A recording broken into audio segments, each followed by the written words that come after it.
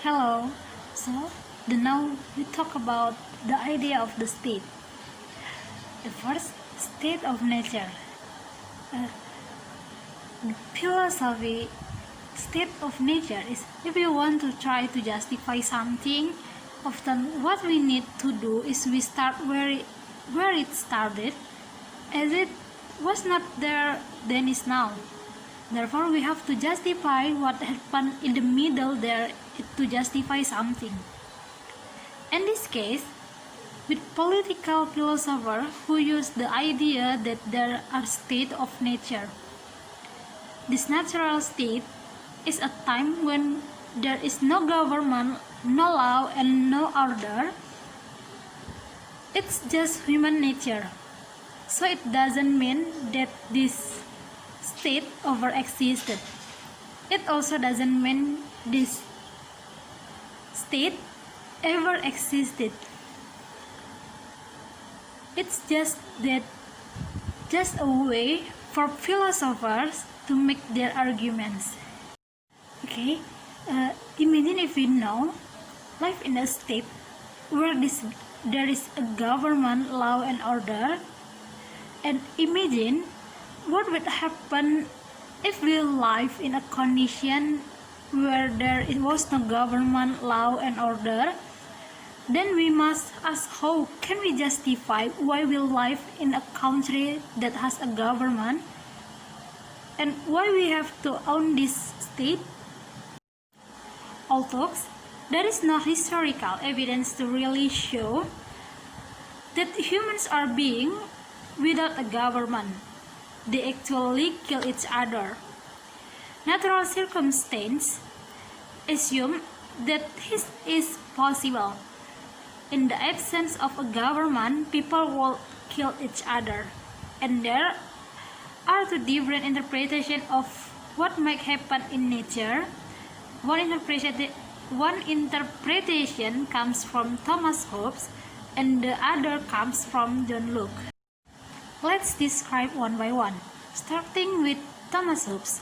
According to Hobbes, although we were allowed to be free, its natural resources were limited.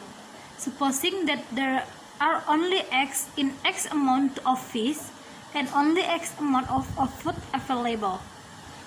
There is only a lot of wood available and we will run out of natural resources.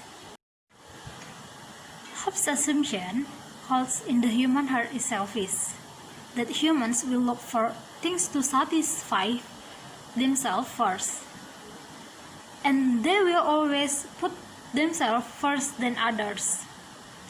Due to natural resource constraints and non-human limitations, which means selfish develop more like the older one, the only result of this is that you will always be in competition with each other, and there will always be conflict between you. As Hobbes wrote in the Leviathan about humans living in a terrible world, where they will always compete with each other, that your life will be lonely. You cannot expect yourself to have much good or even to have wealth, because otherwise you will be continually aloof, poor, evil, brutal, and short-lived. Thomas Hobbes, I authorize and give up my right of governing myself to this man, or to this assembly of men, and on this condition that thou give up thy right to him and authorize all his actions in like manners. John Locke, but I moreover affirm that all men are naturally in this state, and remain so till by their own conscience they make themselves members of some politic society. Scarcity is a condition where natural resources are limited. No one has it, and humans need resources. Therefore, humans must do their best to get them. In this condition, people become selfish. They pursue each other's interests, namely survival.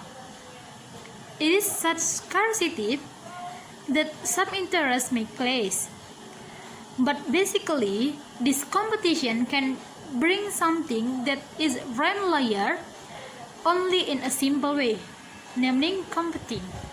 Because basically, the main driver of competition is fear. Competition occurs because people are afraid that others will mess with them, so they use any means to fulfill their interests. According to John Locke, in nature, we are all equal and free. According to him, there is one natural law, namely the preservation of humanity, with the main instruction is that you must not kill other people and you must not harm other humans. Basically, Locke argues that if God created this world, then if it means that God may have thought of everything. And in this case, natural resources will not be this scarce and limited. As it is said in the Quran and the Bible, that basically God created this world and that's enough for you to use, and therefore natural gives us enough. There is no reason for us to fight with him because for us it is enough to share. Basically, natural resources are abundant, so there is no reason to fight other people for these resources. However, these resources will be depleted if there were only greedy and mercenary people. According to Locke, humans are not always selfish, but their selfishness will not make them hurt others because it is against the laws of nature, which state that people should not hurt others because humans have the natural right to uphold natural laws and exercise justice. And this is the reason Locke argues that we should have government because we're going to have a dispute over justice. Like we need a judge to tell us about the based on evidence.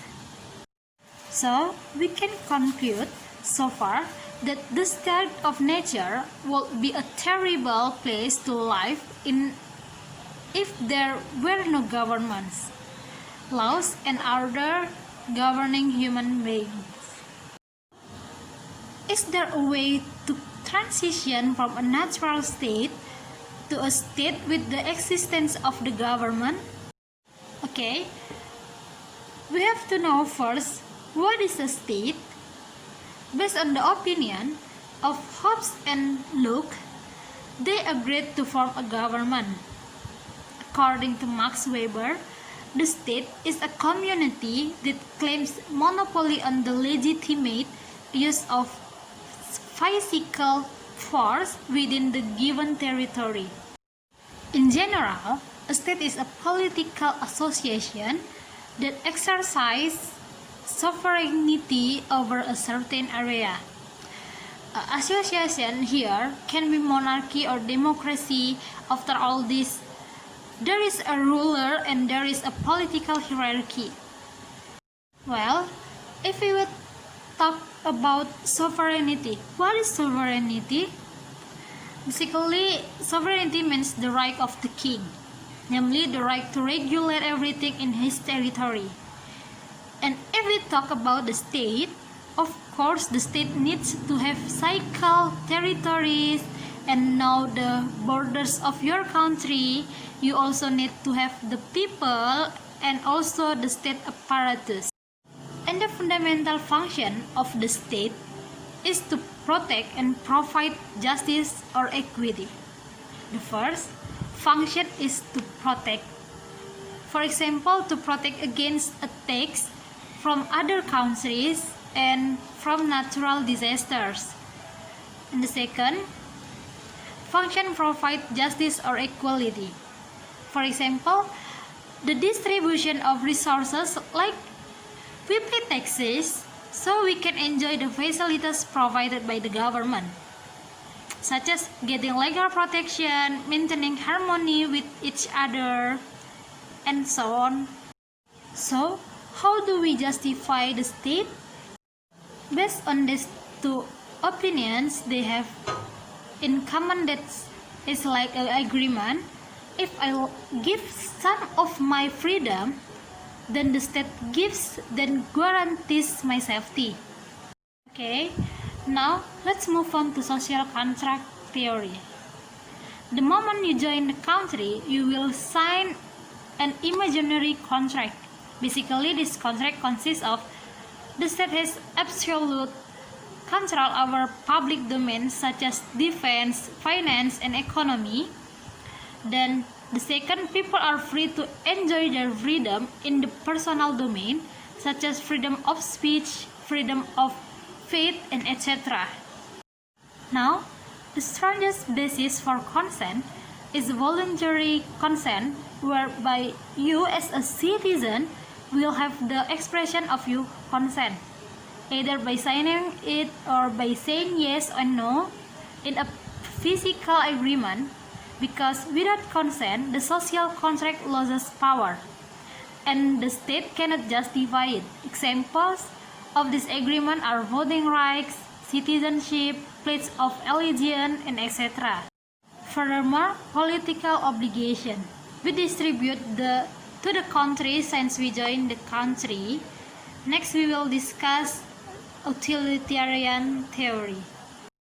The basis of the utilitarian theory is that all our actions are to achieve the highest happiness.